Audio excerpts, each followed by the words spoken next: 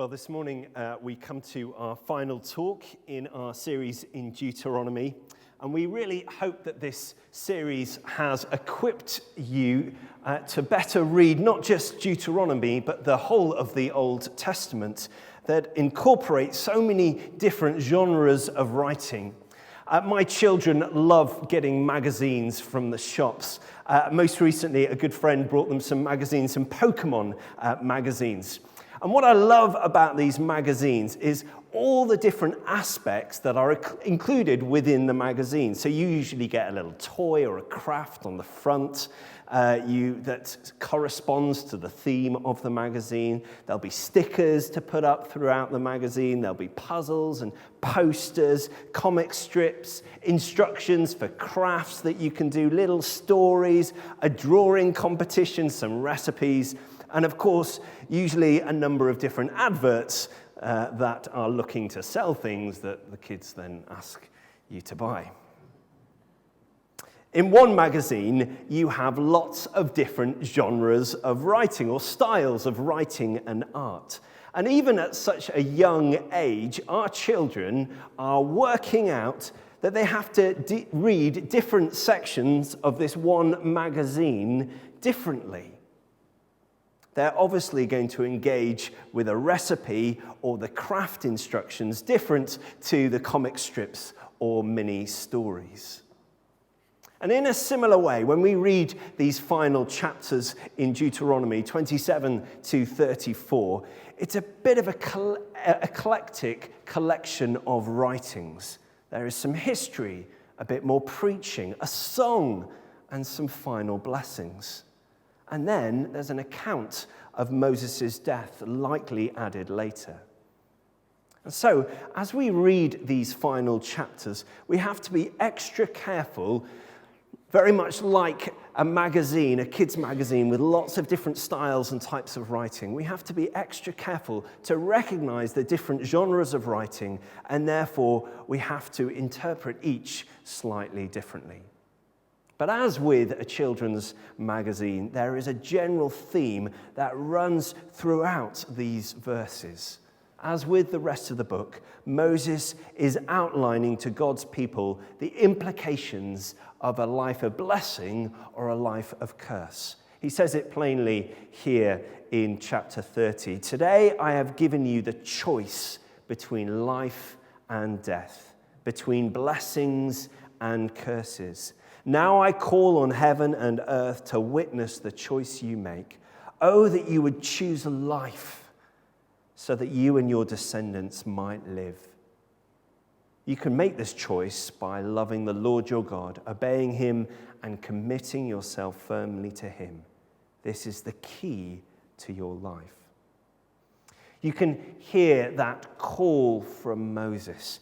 His heart's desire is that the people would flourish, that they would choose life by committing to God, loving and obeying him. It's why Jesus' words have so much meaning and significance when he declares that he is, I am, he says, the truth, the way, the truth, and the life. No one can come to the Father except through me. In the bright light of day, often things look very different. Kath and I have recently been involved with renovating a house, and part of the process is that we're having to strip off all of the cement render and mortar that are on the internal walls. For the first day that we were doing this, we didn't have any lights, and there are particularly small windows in this house. So we were relying on just the light from these small windows to do this job of taking off all of this render and mortar. I could pretty much tell you what I was doing and could work pretty quickly removing the mortar. However, when we went back the next day with some lights, with a spotlight shining on the wall, not only was I able to see the work more safely and properly and see what I was doing, I could see now all the bits that I had missed when I was working in semi-darkness. When we read through the law in Deuteronomy and other books in the Old Testament, we can be left thinking, what is the point of the law? If we are New Testament Christians, if we no longer live under the law, what's the point? Couldn't God have simply skipped to Jesus and missed out the sad, sorry tale of Israel's sin and failures? In fact, we could take this further, couldn't we? Why doesn't God just come now, again, to return and make the world right again and end all the suffering? Now, answering both of these is not simple. Much like a many-sided diamond, there are different angles and perspectives to the answer. And there is a fair degree of what we can't know, and it's why trusting God is such a core part of our faith. However, that first question, Paul attempts to address some of the answers to this in the first half of the book of Romans. In chapter 3, he explains, no one can ever be made right with God by doing what the law commands. The law simply shows us how sinful we are. He continues, but now God has shown us a way to be made right with him without keeping the requirements of the law, as was promised in the writings of Moses and the prophets long ago. We are made right with God by placing our faith in Jesus Christ. And this is true for everyone who believes, no matter who we are. Throughout these verses, throughout these chapters in the beginning of Romans, Paul is trying to explain that the law acted a bit like a spotlight. It was revealing the mistakes, the flaws, revealing our sin and our deep need for God's grace.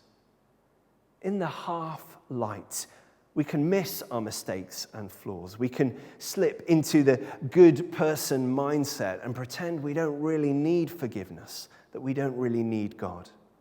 But when the spotlight comes on, suddenly it can all be seen. It reveals that on our own efforts, we cannot get to God. No amount of effort or hard work will get us closer to him. The law acted as a spotlight, revealing the brokenness of our lives, revealing our need for Jesus. I grew up playing basketball at school, and our school team were pretty good. We won most of our games, and we won a competition of all the local school teams in the northeast of England. I was the vice captain of the team, and I would say that I was one of the best players, I think. Yeah, don't want to brag, but I think so. I came to uni here in Sheffield, and while I was no way the best player, I was still better than most. However, in my second year of university, I was part of an exchange scheme, and I did a year abroad at the University of North Carolina at Chapel Hill in America. Now, if there were any Americans, I'm not sure if there are, in the room, you would know that UNC, University of North Carolina, is one of the most famous universities in America for basketball. Michael Jordan, a lot of you, I'm sure, heard of Michael Jordan. He went to UNC and played basketball for UNC. They have won many national championships over the years, and their basketball stadium holds over 20,000 people and will be sold out for every game. Basketball is huge in America, and UNC is one of the most famous places in America for basketball, or at least college basketball. So here I was, a guy from England, who's not particularly tall, who thought he was pretty good at basketball. But at UNC, I was distinctly average, to say the least. So many people played basketball. There was one auditorium, one sports hall, which was open from 8 till 10 at night, which had about 10 basketball courts, and you could just turn up at any time and just play basketball throughout the week. So many people played basketball, and like I said, most of them were better than me. Where am I going with this? Well, we can so often compare ourselves to others when it comes to our own sin. Some of us can look at others and think, on a scale, actually, we're pretty good people. Particularly when we compare ourselves to, some of those really horrible people in history or some of the stuff that we hear about in the news. We're generally kind and nice to others, thoughtful and considerate. We don't break the law, and we never go above 70 on the motorway. But of course, when we look at the person of Jesus, who was perfect, we quickly see how far we fall short. On the scale of things, suddenly we realize that Jesus is way up here, and we're right at the bottom with everyone else. We need and realize how much we need his grace. But the amazing thing is, despite our failures, God still wants to use us. The problem with the law is that it was used as a kind of yardstick to measure how good you were. And again, we see Jesus in the Gospels criticizing the teachers of the law and the Pharisees and other religious leaders who were using the law to compare themselves to others. The law had turned into a measuring stick. But then Jesus comes and he changes everything. He says, "Come to me, all of you who are weary and carrying heavy burdens." And some scholars think the heavy burdens that he's referring to in that famous verse there was the burden of the law that the Pharisees and the religious leaders were putting on the people. But Jesus says, "Come to me, all of you who are weary and carrying this weight of the law on your shoulders, and I will give you rest. For my burden is light."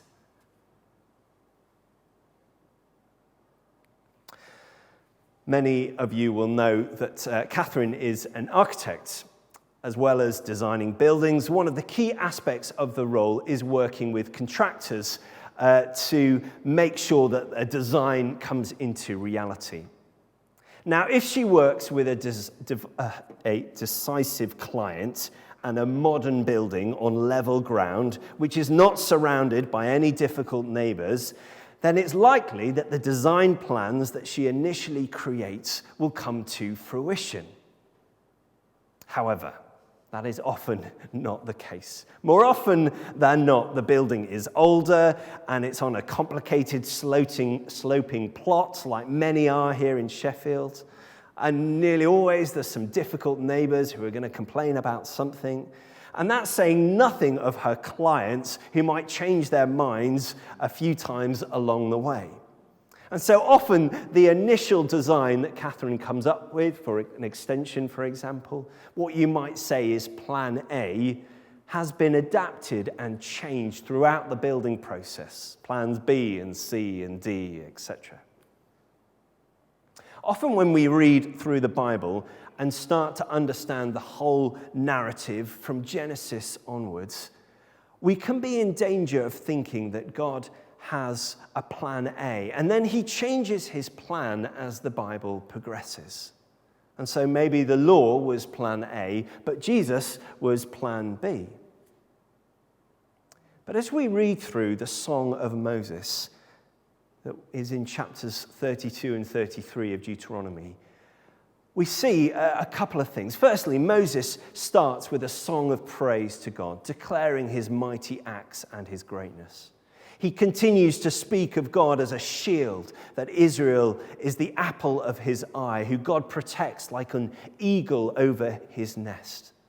But then the song turns, the language changes. Moses says, "But they have acted corruptly towards him when they act so perversely." The song turns to speak of judgment, not something we usually sing about in church. But interestingly, what we see here is judgment foretold. Judgment about what will come in the future. Moses predicts that God's people will fail to follow the law, that they will choose to walk away from God, and that they will choose death and curse. And so what's interesting here is that God's judgment is spoken in prophecy, centuries before the judgment it speaks of will fall on Israel. So in chapter 31, Moses says this, "And when great disasters come down on them, this song will stand as evidence against them, for it will never be forgotten by their descendants. I know the intentions of these people, even now before they have entered the land I swore to give them." So in predicting the judgment to come, I think we get a glimpse here of the long-term purposes of God. Plan B wasn't Jesus. He was always a part of Plan A. And even as God gave the law through Moses, the plan was always to bring grace through Jesus. God knew that the law would not lead to blessing because he foresees that they will fail. Yet, that is not the end of the story. Jesus was Plan A. He was the fulfillment of the law. And as we touched on last week, the law was needed to show the need for God's grace and to make grace possible. Moses hints at this in verse 6 of chapter 30. "The Lord your God will change your heart and the hearts of all your descendants, so that you will love him with all your heart and soul, and so you may live." The changing of the hearts that Moses predicts will come in the future is through Jesus.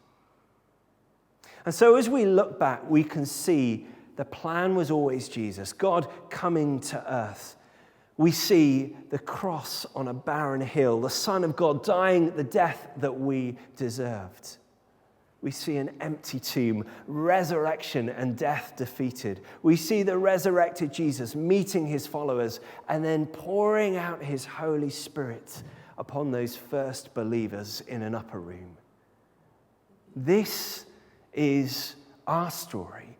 This is our song, as we say in our Eucharistic liturgy. This was always God's plan A, God's only plan.